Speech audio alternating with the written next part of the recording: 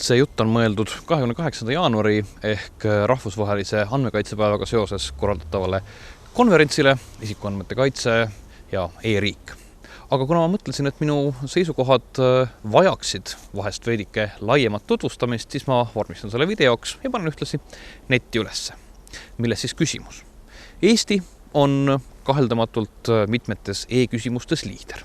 Meil on olemas väga korralik isiku tuvastamise süsteem ID-kaardi näol, samuti on olemas väga korralik andmebaaside selgroog ehk XD. Paraku käivad sellega kaasas mõned probleemid, vähemalt minu jaoks. Esiteks, meil on olemas küll absoluutne isiku tuvastamine, mis on hea, kui ma tahan minna netipanka või maksuametisse, eesti.ee-sse riigiga suhtleva. ID-kaart on samas aga üks lihtsamaid ja odavamaid lahendusi, mis meil on isikutuvastuse realiseerimiseks. Ja sellega seoses tekib mul alati küsimusi, kas seda peaks kasutama. Näiteks veebiväljaannete kommentaarikeskustes või sotsiaalsetes suhtluskeskkondades. Sest erinevalt pankadest ei ole ma päris kindel, kuivõrd hästi nad suudavad minu informatsiooni hoida. Teiseks, puudub ka lahendus, mis võimaldaks minul täpselt otsustada, mida minu koht kogutud informatsiooniga tehakse või kellele seda näidatakse. Kumbki neist probleemidest pole pelgalt teoreetiline.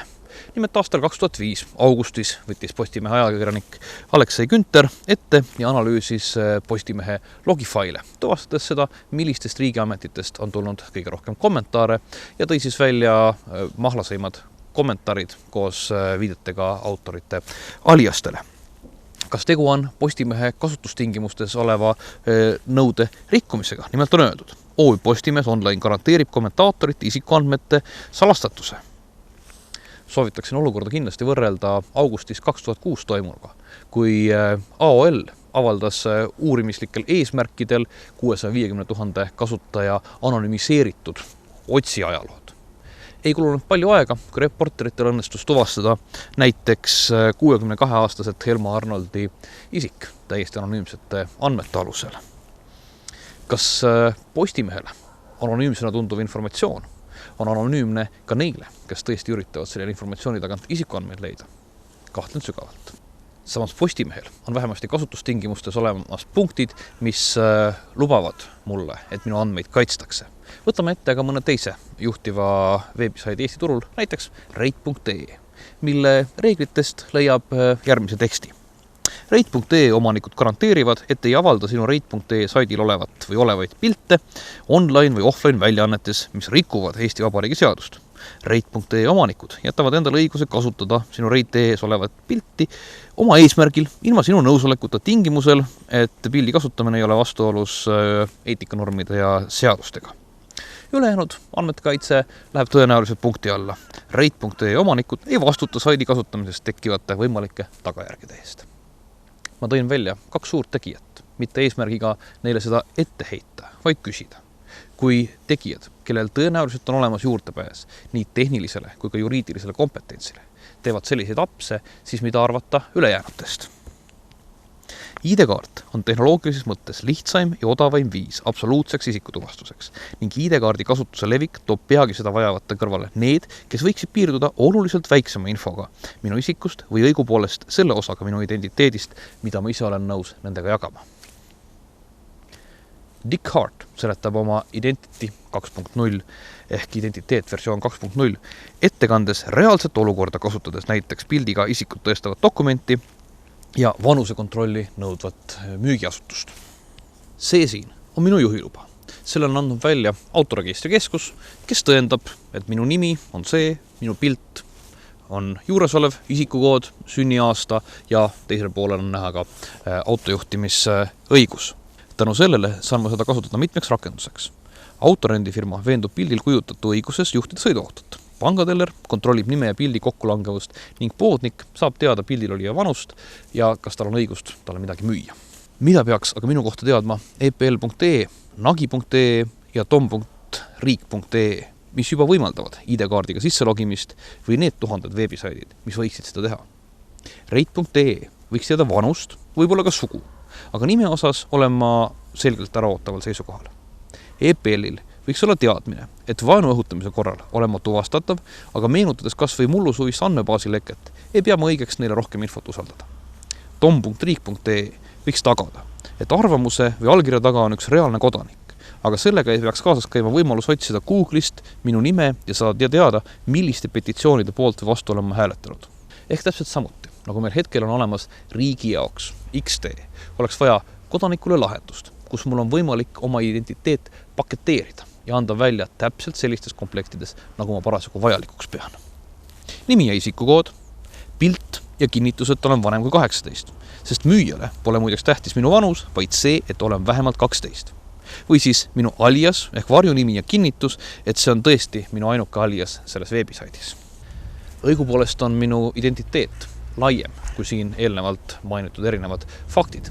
Sinna kuulub Amazonist ostetud raamatute nimekiri, organisatsioonid, mida ma fännan, minu ajaviib, ajakirjad, mida ma loen, uudised, mida jälgin ja nii edasi.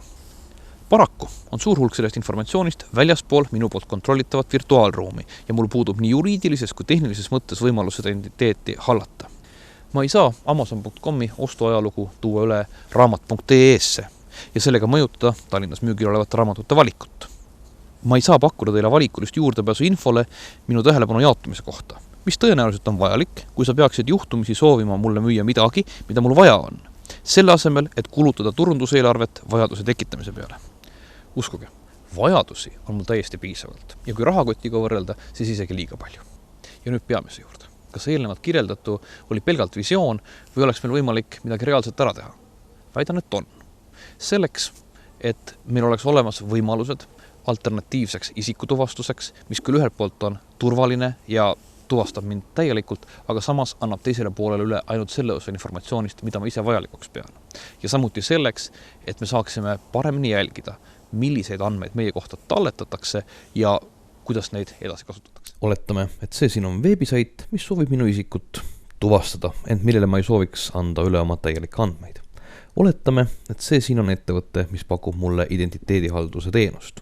Veebisait soovib mind tuvastada ja esitab päringu identiteedihaldurile, kes tuvastab mind, olgu siis ID-kaardiga, mobiilse ID-ga, läbi panganeti, mis iganes moel. Ja edastab vastavalt veebisaidile need andmed, mida ma olen otsustanud enda kohta edastada. See siin on olemasolev seade, mis sellist teenust rakendab. Need siin on olemas vabavaralised liidesed selle kasutamiseks. Ma loodan, et tekitasin teis huvi vähemasti identiteet versioon 2.0 vastu. Leidke veidike vaba aega ja tippige Google'i otsingusse Identity 2.0 ja esimeseks tulemuseks peaks olema Dick Harti ettekanne Osconilt, mis teeb äärmiselt visuaalselt selgeks nii seonduvad põhimõisted, kasutuskohad kui probleemid varasemate süsteemidega ja annab viited arenduses olevatele lahendustele. Kui teie huvi seeläbi kasvas, siis soovitaksin enne Identity 2.0 lahenduste katsetama hakkamist toksida Google'isse ka sõnapaar Attention Economy ehk tähelepanumajandus ja vaadata, mida on selle poole pealt õppida. Põhipostulaadid võtab kenasti kokku attentiontrust.org, mis ühtlasi pakub testrakendusi tähelepanuvoo salvestamiseks, talletamiseks ja jagamiseks.